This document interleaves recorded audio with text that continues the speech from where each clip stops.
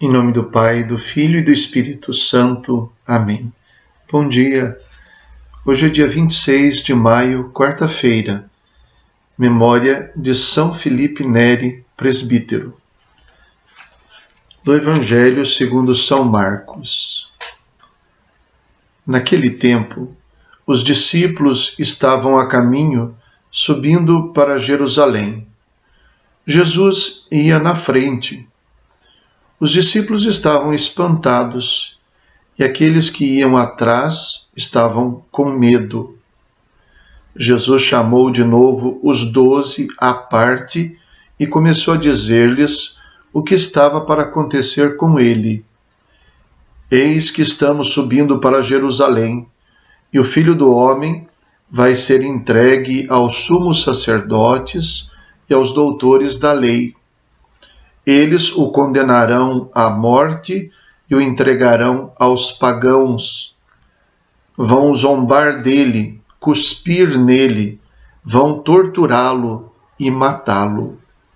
E depois de 3 dias ele ressuscitará. Tiago e João, filhos de Zebedeu, foram a Jesus e lhe disseram: Mestre, queremos que faças por nós o que vamos pedir. Ele perguntou: O que quereis que eu vos faça? Eles responderam: Deixa-nos sentar um à tua direita e outro à tua esquerda, quando estiveres na tua glória. Jesus então lhes disse: Vós não sabeis o que pedis. Por acaso podeis beber o cálice que eu vou beber? Podeis ser batizados com o batismo com que vou ser batizado? Eles responderam: Podemos. E ele lhes disse: Vós bebereis o cálice que eu devo beber, e sereis batizados com o batismo com que eu devo ser batizado. Mas não depende de mim conceder o lugar à minha direita ou à minha esquerda. É para aqueles a quem foi reservado. Quando os outros 10 discípulos ouviram isso, indignaram-se com Tiago e João.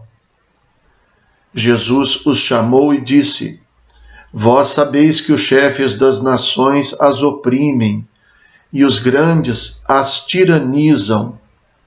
Mas entre vós não deve ser assim. Quem quiser ser grande, seja vosso servo, e quem quiser ser o primeiro, seja o escravo de todos. Porque o Filho do Homem não veio para ser servido, mas para servir e dar a sua vida como resgate para muitos. Palavra da salvação. Glória a vós, Senhor. Nesse caminho nós encontramos duas coisas que tocam na realidade dos discípulos de Jesus naquela época e que tocam também na nossa situação. Em primeiro lugar, o caminho que se faz na dúvida. Alguns estavam, como diz o Evangelho, espantados, outros estavam com medo. Os discípulos estavam a caminho, subindo para Jerusalém. Jesus ia na frente. Os discípulos estavam espantados e aqueles que iam atrás estavam com medo. Essa é uma primeira situação. A insegurança do caminho. Não propriamente do caminho, mas do fim do caminho. E a segunda coisa, o sofrimento, que é o que Jesus anuncia. Nós também vivemos na insegurança do caminho. Mesmo que nós não estivéssemos passando por momento extraordinário, como acontece, de insegurança, a vida humana é insegurança. Porque não existe nenhum poder nas nossas mãos de determinar o que vai acontecer. Podemos fazer planos, Podemos ter a intenção de fazer ou de chegar a determinadas coisas, mas a plena realização não depende de nós. E então, neste caminho de insegurança, nós também ficamos espantados, nós também temos medo. Medo não de um perigo iminente, certo, medo do desconhecido, medo da insegurança, da incerteza, o que é que vai acontecer. E no contexto desta insegurança, desta dúvida, Jesus vem aos discípulos e começa a dizer o que estava para acontecer.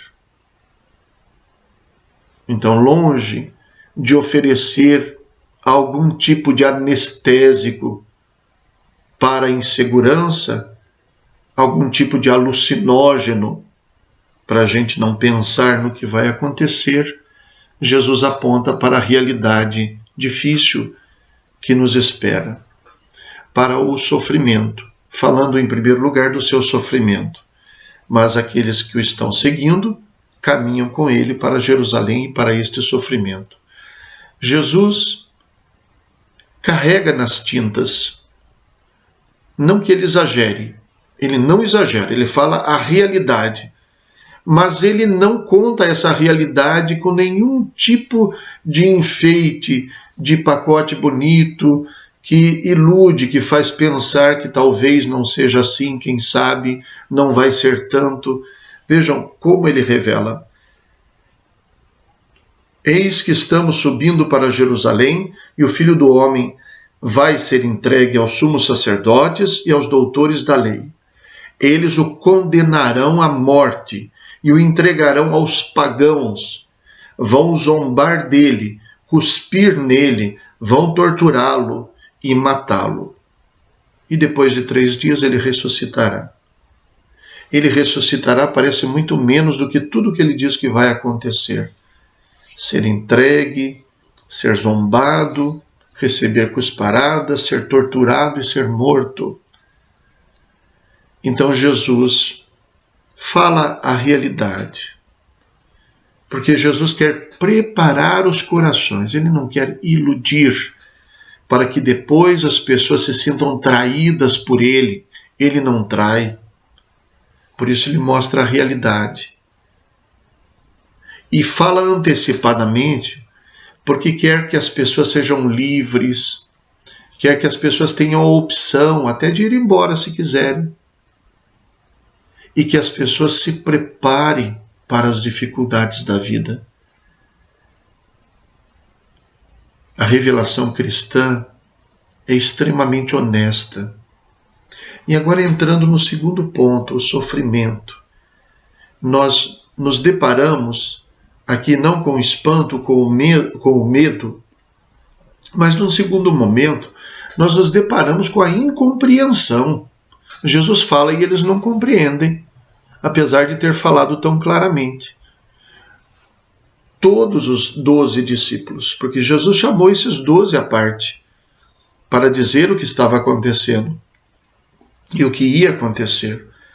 Mas 2 não entendem que ele está falando de sofrimento e vão pensar na glória.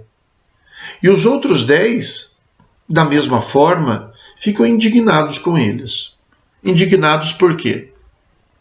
Não porque tenham compreendido, olha, esses 2 aqui não entenderam nada, não. Porque, na verdade, estão se sentindo desprestigiados, estão se sentindo deixados de lado. Se eles serão os primeiros, nós seremos o quê? Por que eles os primeiros? Parece mais inveja. Então, todos os 12 discípulos demonstram uma situação de confusão diante do sofrimento. Desculpe, mais do que confusão, de incompreensão. Jesus fala com todas as letras, mas eles parecem querer se enganar. Deixa que nós nos sentemos, um à tua direita, outro à tua esquerda, na tua glória, não lá no sofrimento. De fato, quem estava ao lado de Jesus na cruz não eram Tiago e João. Eram 2 malfeitores que ele nem conhecia. Os discípulos de Jesus não estavam ao seu lado no sofrimento. Daí a pergunta dele: querem reinar comigo? São capazes de sofrer comigo?